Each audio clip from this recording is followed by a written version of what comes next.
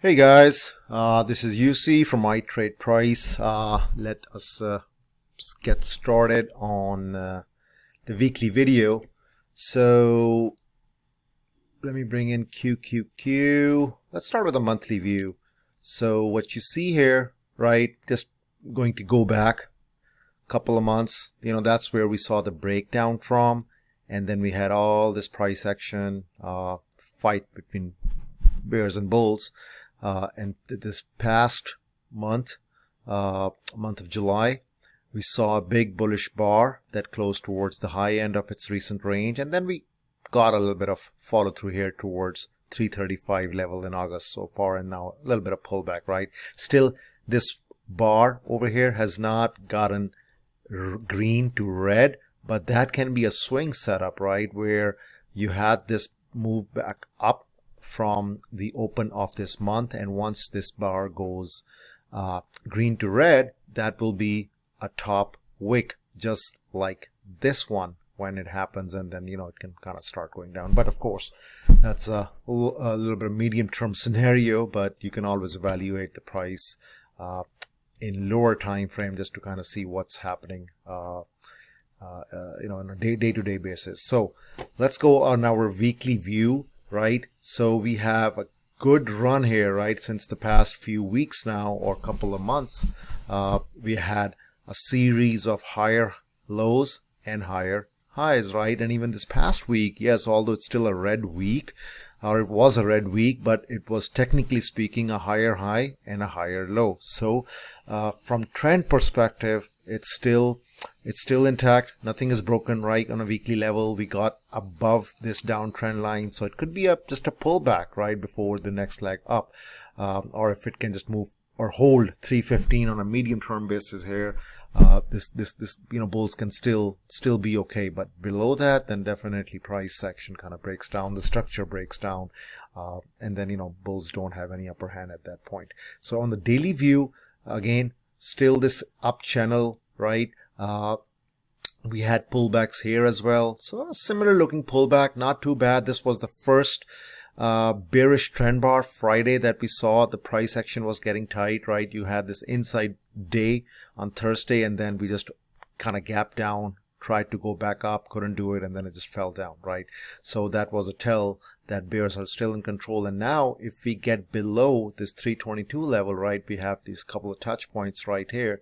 So if we get below that level, then we have a gap fill, right, all the way till 318, and then 315 becomes the support where we kind of developed some structure, right? So that can be a target below, but we have the back test of this broken downtrend line. Let's see if we can maybe get up intraday bounce and then count down or something like that. But again, 322, 318, 315 are the levels to watch on the downside.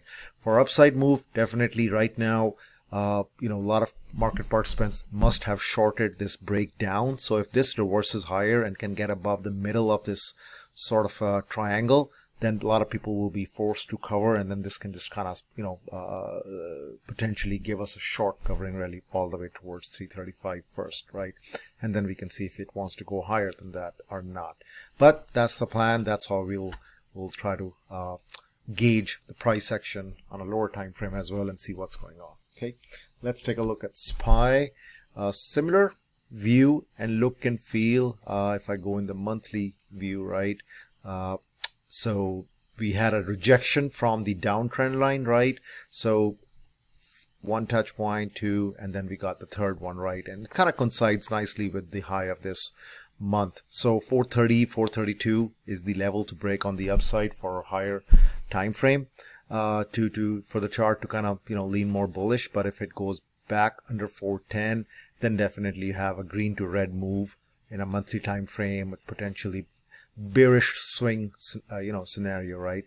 Again, for right now, weekly higher lows, higher highs, those things are still. So yes, shooting star, I think that's what it's called, right? You had a good opening, strong opening. I think it's not really a shooting star because usually the shooting star has a open price that is above the previous day, right? But still, the look and feel tells you that the market participants tried to get it back above 432, couldn't do it, and then closed the week below the open price, right? So a little bit weak, right? From trend perspective, still intact, higher low, higher high, that's all good, but it is starting to show some sign of weakness, so we just cannot ignore that completely, right? So far, if you look at in the daily time frame, no bearish bars have gotten really any downside significant follow through, right? We had this one, this move, so they don't really get any downside follow through after this push down. So let's see, this was the first one, right? Sort of a bearish day, and let's see if on Monday we get a follow through that can get us back down under around 416, 417, and then we have a gap fill here. We can see if it wants to go there. But from channel perspective, the up channel has been broken since mid-July time frame, right? If you were to kind of have this channel on the upside, so we'll see how it goes. But if I draw a little trend line, something like this one, right, it has to get above that for us to kind of start leaning a little bit more bullish. Amazon, let's go into weekly and see what's going on. This is a monthly view, which is a similar to QQQ. So here's your downtrend line in the weekly time frame. A little bit of looks like a little lethargic price action, right? So all this bullishness since the past 2 to 3 weeks, and really the price couldn't really get above 145, 146 on a closing basis, right? All the, it's just like in a 10-point range since the past 3 weeks. So it hasn't really gone anywhere. I mean, if you catch from an intraday perspective, if you catch the bottom or the top and then you play the opposite side, yes, you could have been okay. But other than that, 10-point range is not much for Amazon. I think, in my opinion, it's just going to give you some quick profits, all of that stuff. But since the earnings jump up, it's been good, decent run to the upside, but a lot of top wicks, bottom wicks, and just overall indecision, I would say, right? We were trading in this channel. We are below that up channel, right? So now to lean bullish, it really needs to get above this clutter zone, right? Above 144, if you want to just call it an even number. Other than that, if it remains like this, we had a gap fill that it just kind of filled, and now if we break down further below, then 133.5, which is sort of the earnings reaction low, right? Over here, once we saw the pop, that was the support that the price established around. So that can be where a lot of market participants could be long from. So if that can be a natural target to go towards, and then see if it wants to break down further. Okay, Apple, my God, what a run this stock has given in the past 2 months. Like literally, it was just closing all those weeks on towards the top end of its week, right? So really massive bullishness. But this past week we saw a close exactly where it opened up from, right? So if I place the cursor here, you can see it opened the week at 171.52 and closed the week at 171.52. So neutral, yes, from technical perspective, but from the structure point of view, where it happened, it just kind of raises some concern that it could be a temporary top. You got some top wicks right here, and then big top wick right here. So maybe some sideways to down action and just choppiness until we resolve to some way, to some direction. But in a daily time frame, still again nothing too concerning right now for bulls, because this is just again a first pullback after all these bullish days. So far no bearish day sees any downside follow through. So this could be a one of those instances. But if not, and it goes back under this uptrend line, then definitely we have a target towards 163, or this gap fill around 165 that it can go towards. But on the upside, it really needs to get about 175.5, 176 to try a higher. But I personally think it can use a little bit of a breathing room. Okay, Tesla, everybody's favorite. Let's take a look at monthly view. Right, from monthly perspective, July was a big bullish monthly bar, right? This one right here, and then we saw a little bit of follow through, but it's just acting a little lazy. Couldn't really get above 956. That's a big level because it has 1, 2 touch points right here. So once the price can get above that, definitely we can target this higher trend line, downtrend line in the monthly time frame that it can move towards. But unless or until it remains below 956 higher level, it's just kind of weak to neutral. And a weekly time frame, we have these top wicks in the past 3 weeks that we see now. That means there is a good amount of sellers in this price range between 950 and 925 that the buyers need to absorb for any price to move back up, right? But from technical point of view, it's not bad. It's higher lows, but it's just not giving higher highs anymore, right? So that is a sign of at least a neutral price action, if not bearish. Okay, on a daily perspective, you see the structure low, current structure low is around 838, right? We have a couple of bounces from there in the recent past, so that means there is some history for price to move towards there if it wants to, which would be if it breaks down below 877, right? We can definitely move towards that. On the upside, we had this inside day and then a little bit of flush down. So anything for bullishness, it needs to get above this inside day's high, which could be 921, 922, I think, right? So it gets above that, sure, we can try to target 956, but unless or until that happens, price action remains weak to neutral, with 838 could be the initial target, and then of course we'll have to monitor on a day-to-day basis. Square, pretty disappointing the past couple of weeks.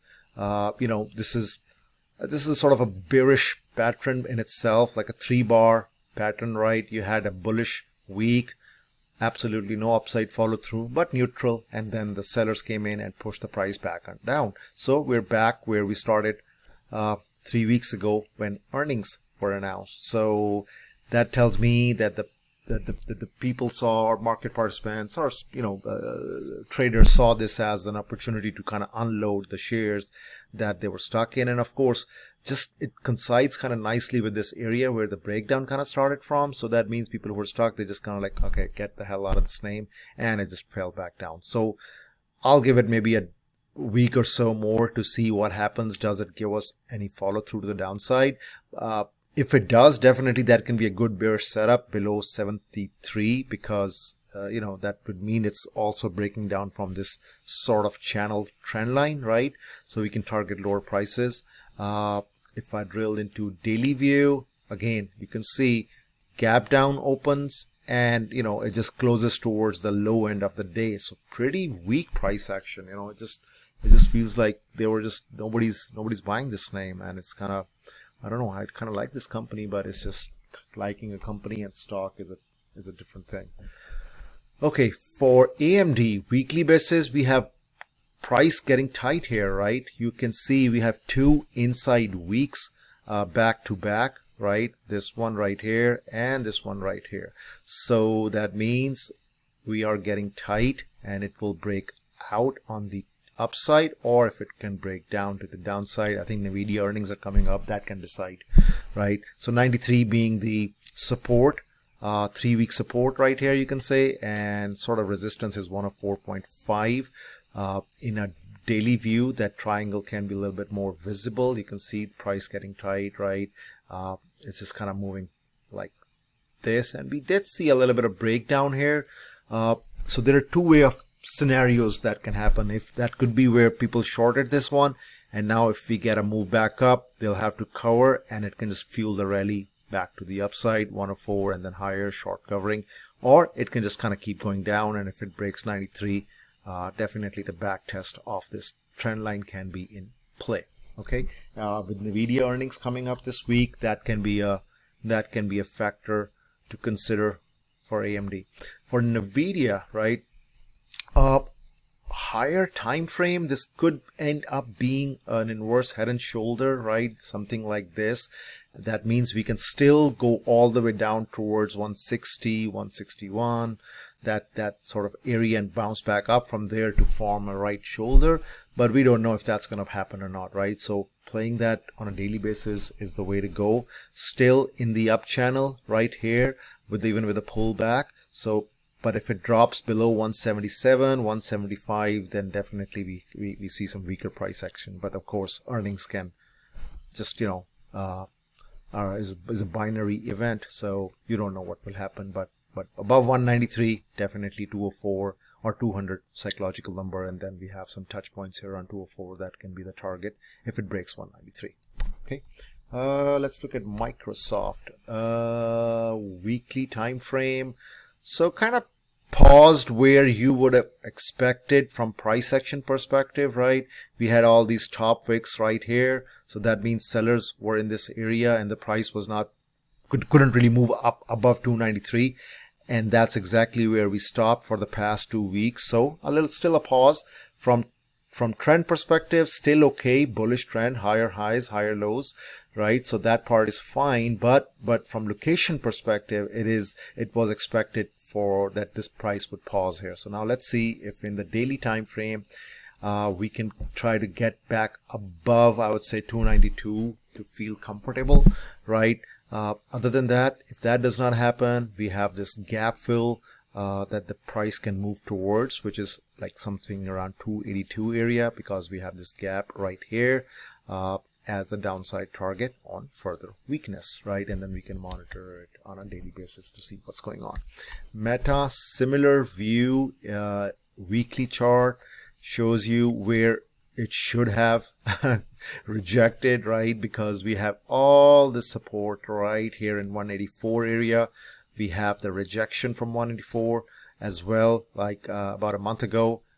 Previous week, again rejection, and this last week was again rejection at the 184. So pretty important area if you trade this name to start leaning bullish on a higher time frame. It needs to get above that, close above that, and then you can target 202. But unless or until that happens, price action remains weak. And now on the downside, 166.6 or 166 to round it up becomes the support, as you have two sort of double bottoms here. If it gets below that, we have all the support around 154 that comes into play. Okay, so not a bad chart to read from price perspective. Okay, Google still overall remains heavy under 123, 124 because that was, if you go all the way back a year, this was the sort of the breakout point, retested that, eventually broke down last year, or actually earlier, sorry, this year. And then since then, it's just been in sort of a higher time frame congestion zone of like 15 to 20 points, right, between 105 and let's say 125. So until it can resolve this thing to the upside, or if it breaks down further below 113, I would say, which is sort of the midpoint of this congestion zone, if it can break down below that, then we can target lower prices. Okay, so just kind of keep that in mind. But this rejection, again, not surprising. The market, with all this bullishness and everything in the past few weeks, Google couldn't really get out of this whole clutter zone, right? So that tells you that it is somewhat still weak. But the only thing that I'll give it that it's holding above the midpoint of this congestion zone. So that gives me some feeling that if it reverses from here or from above 113.6, we can still have some room to go back above 123 and then eventually break out. But if it breaks down from 113, then kind of all bulls should be kind of bailing out at that point. So I think we've reviewed pretty much all the charts we follow and trade actively through the week. But if you have any other requests or anything like that, please reach out and I will do my best to cover that. All right. Thank you guys and have a good rest of your weekend. Bye-bye.